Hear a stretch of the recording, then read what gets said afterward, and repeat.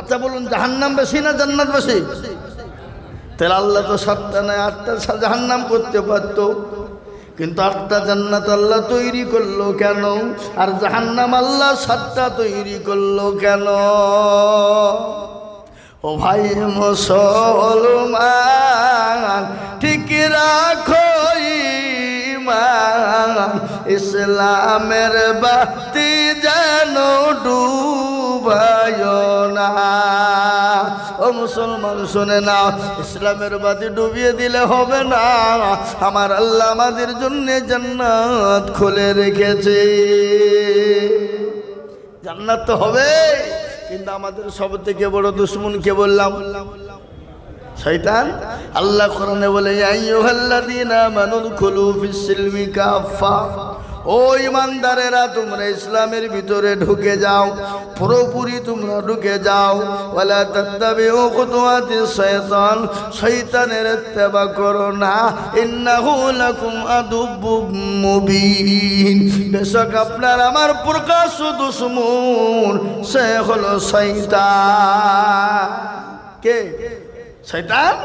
আমাদেরকে বদবস্তু করে জাহান্নামে নিয়ে যাওয়ার চেষ্টা করবে, কিন্তু আল্লাহ রাব্বুল আলামিন পবিত্র কোরআনে বলেছে, ওমা খালাকতুল জিন্না ওয়াল ইনসা ইল্লা লিয়াবুদুন।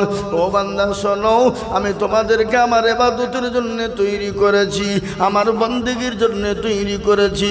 বান্দারে, আমার হুকুম নামাজটাকে তুমি আদায় করে নাও, আর দুনিয়ার জমিনে তুমি ছুটে বেড়াও, তুমি ইনকাম করো, আমি আল্লাহ তোমাকে রুজি দেব। রুজির মালিক কে? রুজির মালিক না মোদিজি? খালা? রুজির মালিক মোদিজিও নয়, খালাও নয়, রুজির মালিক হলেন আল্লাহ। আল্লাহ নিজেই বলেছেন, ইন্নাল্লাহা ইয়ারযুকু মান ইয়াশাউ বিগাইরিল হিসাব। আল্লাহ বলেন, আমি রুজির মালিক, আমি যাকে রুজি দেব সে রুজি পাবে, আর আমি যাকে দিব না হাড় ভাঙা মেহনত করলেও পাবে না। রুজির মালিক কে? ইজ্জতের মালিক কে? বেইজ্জতের মালিক, সম্পদ দেওয়ার মালিক, কেড়ে নেওয়ার মালিক। কুলিল্লাহুম্মা মালিকাল মুলকি তুতিল মুলকা মান তাশা ওয়া তানজিউল মুলকা মিম্মান তাশা ওয়া তুইজ্জু মান তাশা ওয়া তুজিল্লু মান তাশা ওয়া বিয়াদিকাল খায়র ইন্নাকা আলা কুল্লি শাইইন কাদির। কুরআন কবি কে বলে, রাজমান সিংহাসন সবই করি দান, আর সাহার শাহী কেড়ে নিয়ে ফকির বানান।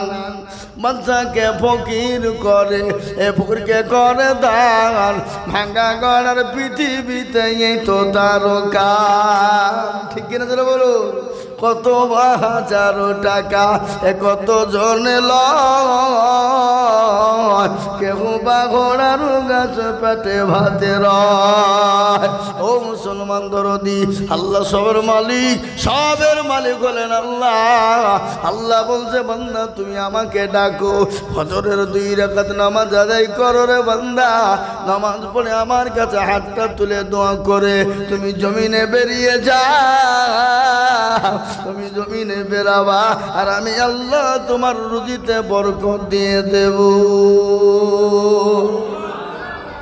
মুসলমান, 2% মধ্যে 1% লোকের নামাজ হয় আর 1% লোকের হয় না। বলে, হুজুর আপনি কি করে বলছেন? চাচা মুরব্বী হয়ে গেছে, দাড়ি পেকে গেছে, চুল পেকে গেছে, দাঁত তো একটাও নাই, চোখে নরম দেখতে পাই না। 20 বছর 25 বছর চাচা নামাজ পড়ে, কিন্তু বললাম, চাচা গো আত্মাহাত জানেন তো? বলে জানি না। দুরূদ শরীফ বলে জানি না। দোয়া কোন তো শুনি না। আমাদের ভিতরে আত্মাহাত দুরূদ শরীফ দোয়া কোন জানে না, শিকার চেষ্টাও করে না। দেখা যায় ইন্না তাইনা কুল, তার মধ্যেও 20টা ভুল আছে রে নাই? এরা জীবনে শিখে না, শিখার চেষ্টা করে না। কেন? কার কাছে শিখবে? কোথায় শিখবে? ইমাম সাহেবের কাছে।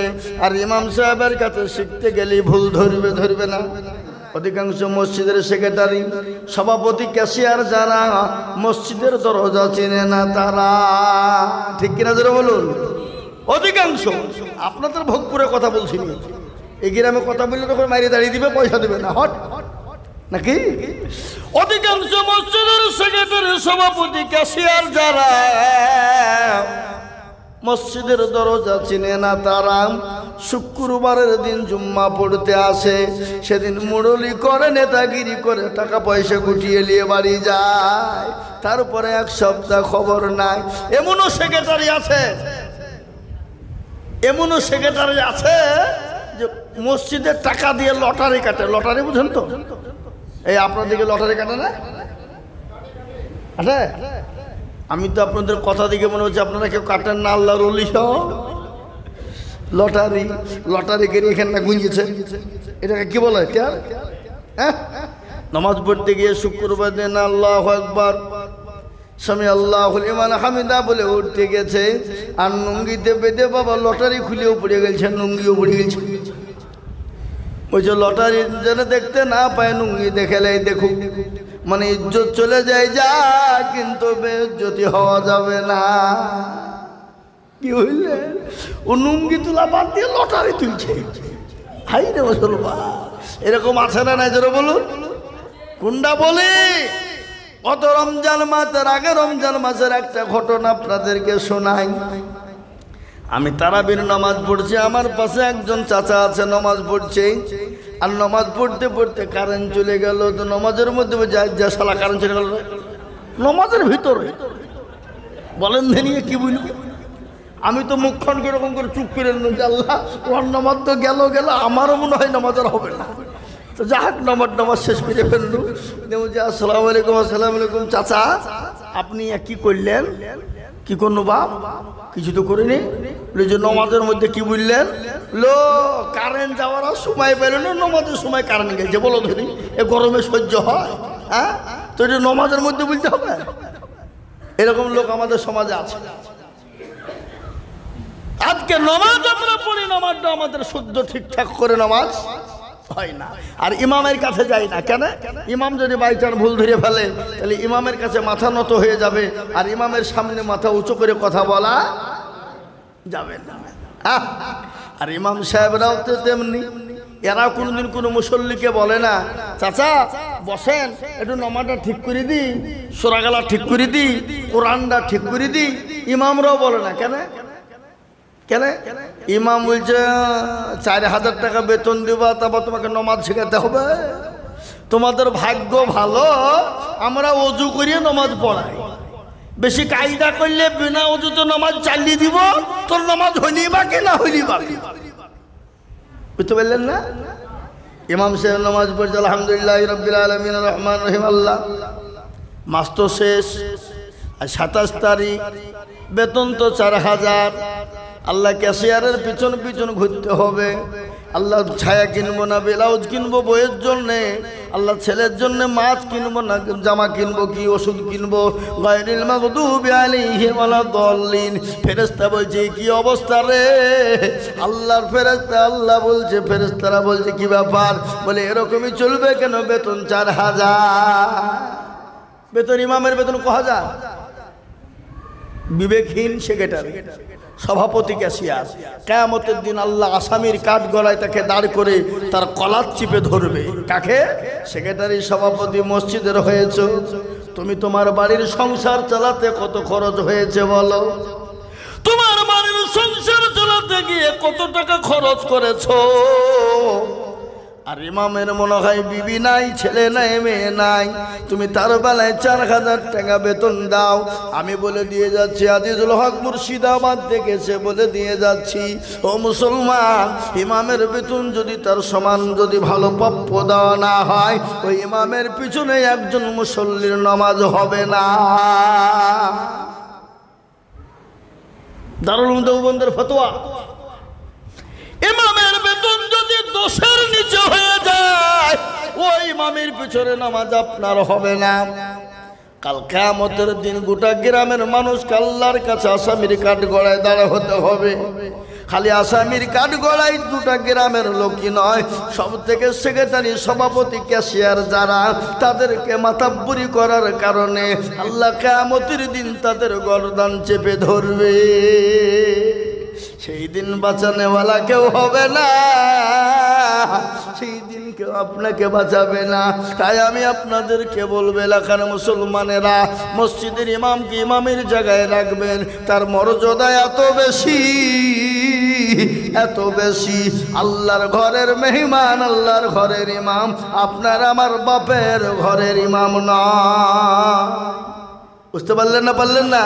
আমার কথা বুঝতে পেরেছেন? আজ ইমামের মর্যাদা না। আমরা ছেলেকে ইংলিশ মিডিয়ামে দিই, প্রাইভেট পড়তে দিই, বাংলার মাস্টার আলাদা, অঙ্কের মাস্টার আলাদা, ইংলিশের মাস্টার আলাদা, আছে না নাই? জোরে বলুন।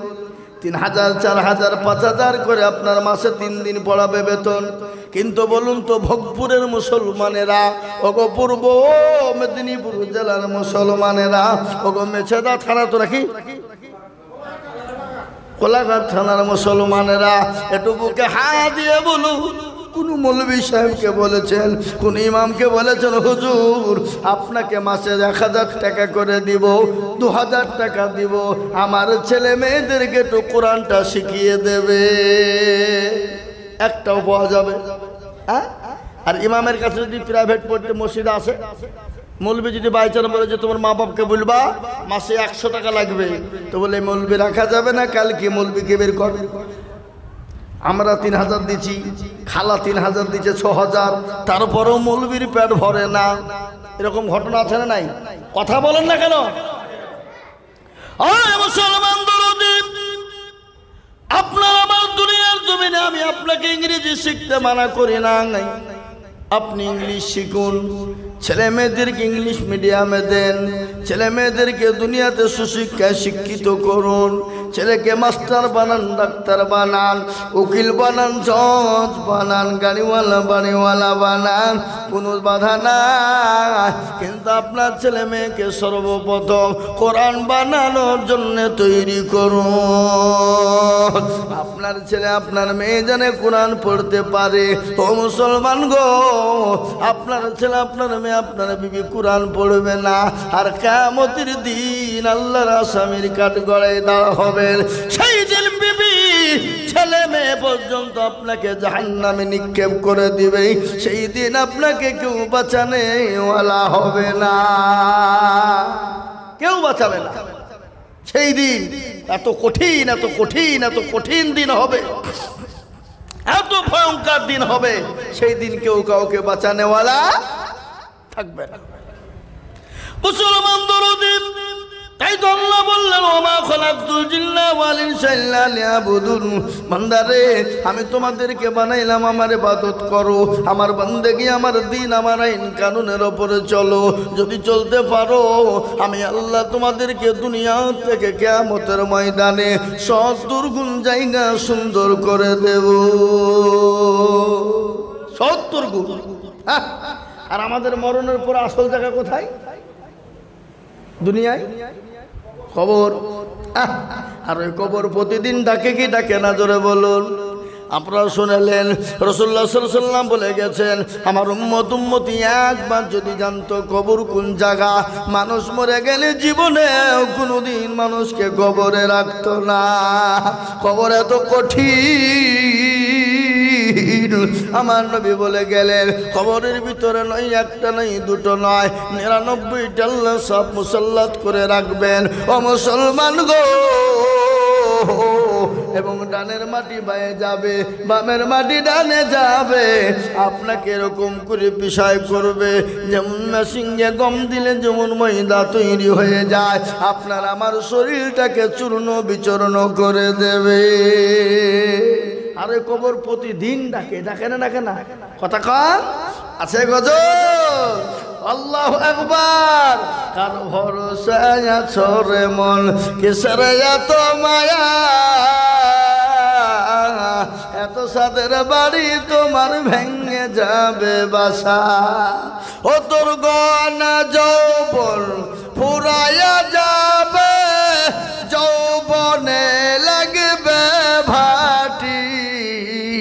ওই যে ডাকিতেছি তোমায় কবরের মাটি সন্ধ্যার আগে যেদিন ডুবিবে বেলা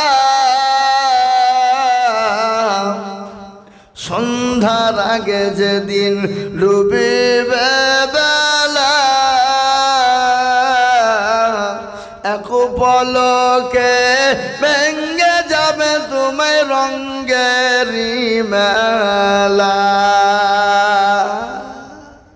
ও কারে তুমি ধমক দিবা কার মাথায় ভাঙবা লাঠি ওই যে ডাকিতেছি তোমায় কবরের মাটি খবর পেয়ে আসবে আতি ও সজন খবর পেয়ে আসবে আতি ও সজন তোমার চারি পাশ বুঝা তারা করিবে কানন্দ ও তোমায় সাজাইয়া দিবে মনের মতো সাজাইয়া দিবে মনের মতো কি সুন্দর পরিপাটি ওই যে ডাকিতেছি তোমায় কবরের মাটি আল্লাহুম্মা সাল্লি আলা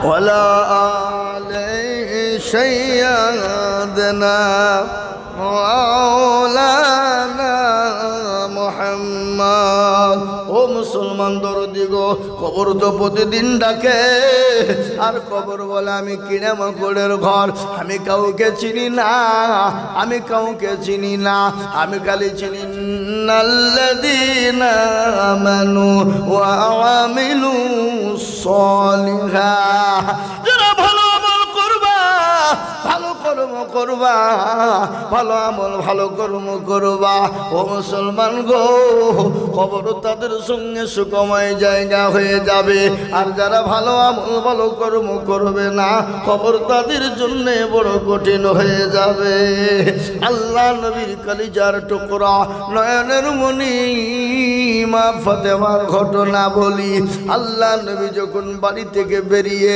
বিদেশের দিকে সফরে যেতেন সর্বপ্রথম ফাতেমাকে দেখা করতেন আবার তিনি যখন সফর থেকে বাড়ি ফিরতেন সর্বপ্রথম ফাতেমাকে দেখা করতেন একদিন আল্লাহর নবীর বিটি দুনিয়া থেকে বিদায় হয়ে গেলেন ও মুসলমান হযরতে আবু জার গফারি একজন নবীর সাহাবা কবরের কাছে গিয়ে বলে কবর রে আজ একজন এমন একজন নারীকে রাখা হবে যিনি হলেন জান্নাতের সরদারিনী তিনি হলেন খাতুনে জান্নাত হযরতে ফাতেমা কবর তুমি তার সঙ্গে সুন্দর করে ব্যবহার করবা কবর কোনো উত্তর নাই দ্বিতীয়বার বলে কবর এমন একজন নারীকে রেখে যাব যে নারী হলো হযরতে হাসান হুসাইনের মা খবর উত্তর দিল না দ্বিতীয়বার হয়ে গেল তৃতীয়বার বলা হলো কবর এমন একজন নারীকে কবরে রেখে গেলাম যে নারী হলো হযরতে হাসান হযরতে আলী রাদিয়াল্লাহু তাআলা আনহুর বিবি খবর উত্তর দিল না চতুর্থবার বলে কবর এমন একজন নারীকে রেখে গেলাম যিনি হলেন বিশ্বনবী দয়ার নবী রাহমাতুল লিল আলামিন তিনার কলিজার টুকরা ফাতেমাকে রেখে গেলাম খবর উত্তর দিয়ে বলে ও আলী ও আবু জার শোনো আমি খোদার কসম করে বলি আমি কাউকে চিনি না আমি চিনি আমল আর আমল যদি ভালো আমি কবর তাকে চিনবো আর আমল যদি গোলমাল হয়ে যায় আমি কবর কখনোই তাকে চিনতে পারবো না এ বাবা, যিনি জগৎ জননী, হ্যাঁ, জান্নাতের সরদারিনী, যিনি হাসান হোসাইনের মা, যে হাসান হোসাইনের কথা আপনাদেরকে কি শোনাবো। হযরত হাসান হোসেন যারা হলো জান্নাতের পাহারাদার, যতক্ষণ পর্যন্ত হাসান হোসেন না সরবে আপনি আমি জান্নাতে যেতে পারবো না। জান্নাতের পাহারাদার হলো হাসান হোসাইন, তারা মুসলমান। কি ঘটনা তাদের শোনাবো। হযরত হোসেন রাদিয়াল্লাহু তাআলা আনহু কত বড় নবীর লাতি এবং কত বড় সাহাবা জেনেলেন। একদিন বিশ্ব নবীর সাহাবা একরামদেরকে নিয়ে মসজিদে নববীতে বসা। কে বসেছেন? বিশ্ব নবী সাহাবা একরামদের সামনে বয়ান করছেন, বক্তব্য দিচ্ছেন। ইতিমধ্যে হযরত হোসেন হাজির। বিশ্ব নবীর গলাখানা গিয়ে চেপে ধরলেন। নবীজি বলেন, নানু ভাই তুমি কেমন আছো? বলে আমি ভালো। হযরত হোসেন বলল, নানু ভাই আজ আমি কিছু প্রশ্ন করতে চাই। বলে প্রশ্ন কি করবা? তুমি ছোট মানুষ। বলে নানু ভাই ছোট হলো তো কি হলো, আমি যে প্রশ্ন করব তোমার একজন সাহাবা উত্তর দিতে পারবে না। ফজর পড়ি না, ও মুসলমান, নামাজ পড়ি না, বেওয়ারিশ বুঝেন? বেওয়ারিশ বুঝেন? যে জমি আছে, আপনার দিকে জমি নাই, মাঠের নাই, যে জমির কোনো দলিল নাই, যে জমির কোনো দালাইন নাই, যে জমির কোনো পর্চা নাই, যে জমির কোনো আপনার রেকর্ড নাই, তাকে কি জমি বলা হয়? খাস। খাস মানে যার ইচ্ছে যে যা ইচ্ছে তাই করতে পারে, নাকি বলেন? যে জমির কোনো ওয়ারিশ নাই সেগুলাকে খাস বলা হয়। যারা নামাজ পড়ে না তারা হলো বেওয়ারিশ, তাদের কোনো ওয়ারিশ থাকতে পারে না। পারে গো? যারা পারে, যারা নামাজ পড়ে না তারা হলো বেওয়ারিশ, তাদের কোনো ওয়ারিশ থাকতে পারে না। ও মুসলমান ভালো করে শুনে নাও, আইন যদি থাকতো যারা নামাজ পড়ে না তাদের জানাজা হবে না, তাহলে আমার মনে হয় মসজিদে জায়গা হতো না, ঠিক কিনা? যারা নামাজ পড়ে না তাদেরকে গোরস্থানে মাটি দেওয়া হবে না, এই আইন যদি থাকতো তাহলে আমার মনে হয় মসজিদে জায়গা হতো না। যারা নামাজ পড়ে না তাদের বাপের কোনো সম্পত্তির ভাগ তাদেরকে দেওয়া হবে না, আমার মনে হয় মসজিদে কোনো জায়গা হতো না, ঠিক কিনা যারা বলুন? বেওয়ারিশ আজ নামাজ পড়ো না। ও মুসলমান গো, আল্লাহ কোরআনে বলেছে মানুষকে খারাপি না গুনামি রাহাজানি অত্যাচার জুলুম বাটপারি চিটারি থেকে বাঁচাতে পারে নামাজ। নামাজ যদি নামাজের মতো হয় আর আপনি নামাজও পড়বেন, নামাজে হিসাব করবেন, এরকম লোক আছে না নাই? হ্যাঁ, একজন ইমাম সাহেব নামাজ পড়েছে আর দৌড়তে দৌড়তে এসে একজন পেছনে দাঁড়িয়ে গেছে। ইমাম সাহেব ভুল করে আসসালামু আলাইকুম আসসালামু আলাইকুম 3 রাকাতে সালাম ফিরিয়ে দিয়েছে। পেছন থেকে আল্লাহু আকবার লুকমা। নামাজ মৌলভী সাহেব শেষ করে দিল। মুসল্লিরা বলে, তুই তো কি নামাজ পড়িস, তুই ইমাম সাহেব ভুল ধরলি কেন, লোকমা দিলি কেন? বলে ইমাম নামাজ ভুল করেছে। বলে ভুল করেছে তুই কি করে জানলি? বলে শোনেন তাহলে। বলে আমি প্রতি আমার একটা নাই 4টে দোকান আছে, আমি 4 ওয়াক্ত নামাজ এই মসজিদে পড়তে আসি। ওয়াক্ত 4 ওয়াক্ত নামাজ পড়তে আসি। নামাজ পড়তে এসে আমার 3টে দোকানের হিসাব হয়েছে আর এখনো একটা দোকানের হিসাব বাকি আছে। তার জন্য আমি বুঝতে পারলাম ইমাম 3 রাকাত নামাজ পড়িয়েছে, 4 রাকাত নামাজ পড়ায়নি। কেন? 4 রাকাত নামাজ আমার 4টে দোকানের হিসাব হয়ে যায়, আজকে 3টে দোকানের হিসাব হয়েছে, তার মানে এখন একটা দোকান বাকি, তাহলে ইমাম 3 রাকাত নামাজ পড়েছে। মুসল্লিরে বুঝছো, তাহলে তুমি নামাজ পড়তে আসো না, তুমি হিসাব করতে আসো। এরকম লোক আছে না নাই? কথা কোন এরকম লোক আছে না নাই? আছে। আজকে মুসলমান নামাজ যদি ওরকম হয় ও নামাজ আল্লাহ দরবারে কবুল হবে না। আর নামাজ যদি নামাজের মতো হয় আমার আল্লাহর দরবারে কবুল হয়ে যাবে। আজকে মসজিদে আমরা আবাদ করতে পারি না, মসজিদে নামাজ পড়তে পারি না, মসজিদের খিদমত না করার কারণে ভাই এই মুরব্বি বসেন, দোয়া হবে বসেন। ও বাথরুমে যাবে, ও যান, মুরব্বী হলে যান, জুয়ানদেরকে যেতে দিব না, তরুণ যুবকদেরকে যেতে দিব না। কেন? তরুণ যুবকদের পোশাক হইলে আজকে মসজিদে পোশাক করাবো, দরকার হলে ধুই দেব নাকি? এ বাবা মুরব্বীদেরকে ছেড়ে দিতে হবে, যুবকদেরকে লাই। যুবকরা রাত্রি 12টা 1টা 2টো 3টে পর্যন্ত ফ্রি ফায়ার আর পাবজি খেলে। আপনার দিকে খেলে না নাকি? হ্যাঁ, এদিকেও চলে ফ্রি ফায়ার আর পাবজি খেলে। ও যুবক, চোখ যাবে, জান যাবে, মান যাবে, হায়া যাবে, লজ্জা যাবে, তিক যাবে, কিনা যাবে, শরম যাবে, হাড় যাবে, কিডনি যাবে, জীবন চলে যাবে, যৌবন চলে যাবে রে যুবক। তুমি কোন রকম ভাবে কোনো টের পাবা না। টের পাবে? কোনো টের নাই। তাই বলবো যুবক, ফ্রি ফায়ার পাবজি ছেড়ে দাও। বাঁচতে যদি চাও, জীবনে যদি রিল্যাক্স করতে চাও, জীবনে যদি ভোগ করতে চাও, জীবনে যদি বিয়ে করতে চাও, জীবনে যদি স্বামী স্ত্রী দাম্পত্য জীবন যদি সুন্দর করতে চাও, তাহলে মোবাইলে তোমাকে ফ্রি ফায়ার পাবজি ফেলে দিতে হবে। আর যদি ফ্রি ফায়ার পাবজি না ফেলো, তুমি মনে ভেবে না তোমার কপাল বড় খারাপ খারাপ। আজ আমি আপনাদেরকে বলি, ও মুসলমান, আজকে আমাদের মসজিদকে দখল করে নিতে চাইছে, মাদ্রাসা মার্কাতগুলোকে, খানকা দরগাকে কবুল করে নিতে চাইছে। আজকে একটাই কারণ হলো মুসলমানদের দোষ। কিন্তু আমি আপনাদেরকে বলবো, ফেরাউন, নমরুদ, আবু জেহেল, আবু লাহাব, উতবা, সাইবা, মুগীরা তারা পারেনি। এই যুগের বেঈমান যতই চেষ্টা করুক না কেন, কিয়ামত পর্যন্ত পারবে না। বলুন ইনশাআল্লাহ, জোরে বলুন ইনশাআল্লাহ।